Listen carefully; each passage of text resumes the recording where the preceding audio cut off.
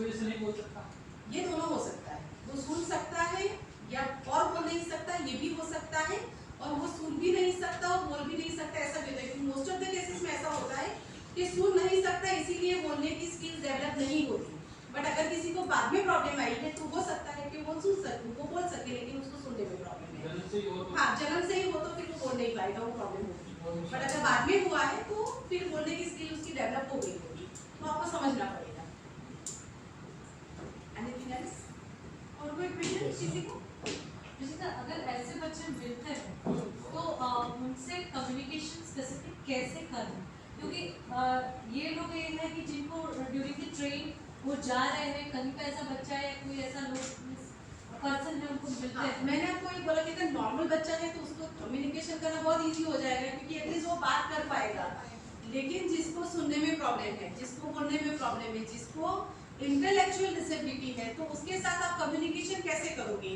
तो better way ये है कि उससे कम्युनिकेशन करने की कोशिश करो, उसके बजाय नियरेस्ट जो रेलवे स्टेशन है उसकी ऑफिस को कांटेक्ट करके उसको जो भी प्रॉपर हैंड्स है उसको हैंड ओवर कर दो, तो दे विल नो कि how to deal with them. This is my suggestion. आप कम्युनिकेशन करो ही मत, ऐसा उनका कहना कि आप ट्राई करो, लेकिन अगर वो वहाँ पर रुक जाता है क्योंकि अगर बोल नहीं पाया, समझ नहीं पाया, तो that is no way of communication. अगर आपको साइन लैंग्वेज नहीं आती तो आप क्या करोगे, कैसे कम्युनिकेट करोगे? तो बेटर भी ये है कि कम्युनिकेट करने की कोशिश करो। अगर वो कम्युनिकेट करने के स्टेट में है तो थोड़ा सा प्यार से समझा के आगे के स्टेशन पे आप उसको हैंड ओवर कर दो। तो नहीं भी कर सकते हो तो थोड़ा सा उसको साइड पे बिठा के प्यार से, और आगे के स्टेशन पे एंड ऑफ पर तो आपको वही करना है, बिकॉज उसके आगे का मेरे हिसाब से आपका कोई रोल नहीं हो। तो आपको स्टेशन ऑफिस को हैंड ओवर करना चाहिए, 108 को बुलाना चाहिए, या किसी डिसेबिलिटी ऑर्गेनाइजेशन को अगर आप जानते हो या वहाँ पर लिस्ट अवेलेबल है तो आप खुद कॉल करके, जैसे मैं एक एग्जांपल दूंगी आपको कि रेलवे से रिलेटेड नहीं है, लेकिन कुछ 6-7-8 साल पहले पालनपुर में कचरे के ढेर में से एक डिसेबल बच्ची हुई थी, और वहाँ पर तब उसका इतना इश्यू हुआ, मतलब इतने सारे लोग इकट्ठा हो गए थे, मीडिया गया था और पालनपुर के कलेक्टर तक बात पहुँची थी। तो ही केम पर्सनली, और दैट बच्ची वॉज वेरी डिस्टर्ब। वो बात करने के स्टेट में थी ही नहीं, she was physically disable, but फिर भी वो बात करने के स्टेट में नहीं थी, उसका उतना उसको मेंटल ट्रॉमा था। तो दे रेस्क्यूड हर फ्रॉम दैट। वहाँ पर ऐसी कोई ऑर्गेनाइजेशन नहीं थी शायद जो उसको रख पाए। तो उनका मुझे याद है, तब तक मुझे रात को 9:30 बजे कॉल आया था कि मैंने ऑलमोस्ट एवरी NGO को कोऑर्डिनेट कर लिया, लेकिन जो ऑर्फनेज होम है वो डिसेबल लोगों को रखने के लिए कैपेबल नहीं है, और जो डिसेबल ऑर्गेनाइजेशंस है वो हमारे जैसे स्कूल से कनेक्टेड ऑर्गेनाइजेशंस होती है, तो वो ऑर्फन बच्चों को नहीं रख सकती, तो हम क्या करें? तो that was our first call before 7-8 years कि हम उसको लेंगे। अपार्ट फ्रॉम हमारे वहाँ वैकेशन हो जाता है, बच्चे ऑर्फन नहीं है, घर चले जाते हैं, तो उसके लिए हमें स्पेशल फैसिलिटीज डेवलप करनी पड़ेगी, इसको कौन रखेगा। But we straightaway said, I consult with my trustees and we straightaway said to collector कि आप गाड़ी निकाल दीजिए, बच्ची हमारे वहाँ रिसीव हो जाएगी। सुबह 5:30 बजे हमने बच्ची को रिसीव किया, उसके दोनों पैरों में गैंग्रीन था। तब तक पता नहीं था कि डिसेबिलिटी इतनी बढ़ जाएगी।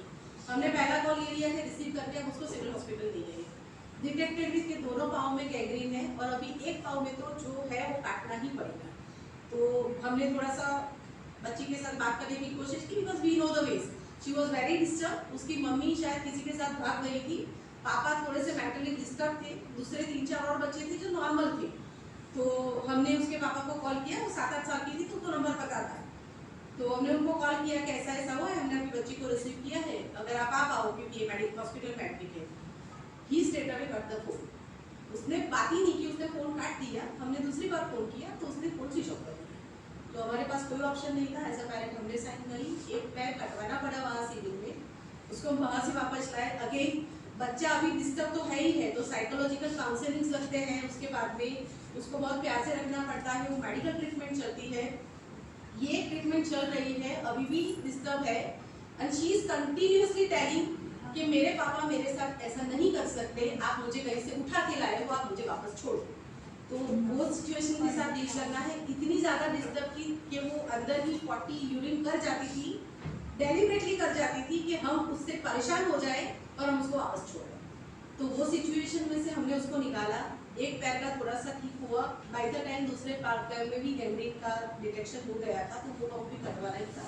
हमने उसके दोनों पाँव कटवाए, उसका ट्रीटमेंट किया, दोनों पाँव में हमने उसके कैलिपर्स लगे। आज भी वो बच्ची हमारे पास ही है, वो 15 साल की हो चुकी है, 10th स्टैंडर्ड में पढ़ रही है। उसका एक ड्रीम है कि बड़ी होकर या वो सोशल वर्कर बनेगी या लॉयर बनेगी। सो ऐसे केसेस हमारे पास एक नहीं है, बहुत ऐसे 4-5 बच्चों को हमने अडॉप्ट किया है। एक हमारा बच्चा था, मुस्लिम था, रेहान करके, जिसको कोई नडियाद में किसी दरगाह के, मुस्लिम था, दरगाह के आगे उसको कोई छोड़ गया था, तो उसको नडियाद चाइल्ड लाइन ने हमें हैंड ओवर किया था कि आप उसको ले जाइए, उसको कोई प्रॉब्लम नहीं है, सिर्फ डिसेबल है, वो समझ सकता है, लेकिन 5 साल का बच्चा है। तो हमारे लिए भी फर्स्ट केस था कि 5 साल का इतना छोटा बच्चा हमारे पास आया है, इतनी गालियाँ बोलता था क्योंकि उसी एनवायरमेंट में से वो आया होगा, तो उसका बिहेवियर ठीक करना, उसको मेंटल ट्रॉमा में से बाहर लाना। फिर भी हमने उसको रखा, बदनसीबी से 5 साल बाद उसको कुछ प्रॉब्लम हुई, हम उसको हॉस्पिटल ले गए, हम उसको नहीं बचा पाए वो एक बात है कि बट वो मुस्लिम था और हमारे लिए फर्स्ट केस था कि उसको कहाँ ले जाए, उसका अंतिम संस्कार कैसे करें। तो भी कॉन्टेक्टेड मौलवीज कि भाई आप आओ, हमें नहीं पता है क्या करना है तो क्या करें।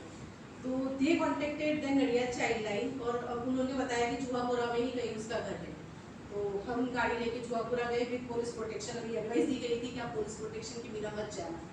हम जब वहाँ पर गए तो स्टोरी वॉज डिफरेंट कि उसके पापा थे, मम्मी उसकी, जो लेडी ने दरवाजा खोला उसने बोला मेरा तो कोई बेटा ही नहीं है, मतलब मेरा कोई बच्चा ही नहीं है, आप किसकी बात कर रहे हो।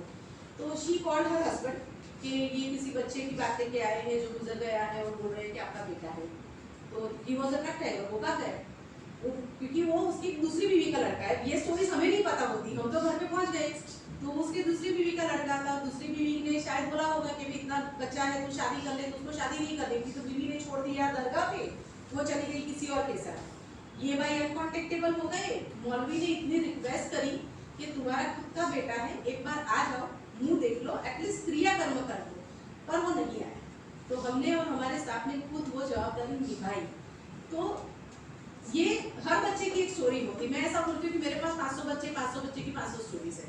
तो ये समझना पड़ता है कि रूट ना बहुत गहरे होते हैं, तो मेंटली भी अंदर इतने गहरे काम होते हैं कि अगर आप थोड़ा सा भी सिंपैथेटिकली बिहेव नहीं करोगे तो ज़्यादा डिस्टर्ब हो जाएगा। इसीलिए मैंने पहले बोला कि आई रिक्वेस्ट यू कि इतने एक्सपीरियंस के बाद भी हमारा ये हाल है, तो शायद आप डील ना कर पाओ। बेटर आप किसी ऐसे हक में दे दो जो उसको पता है वो उससे कैसे डील करना है।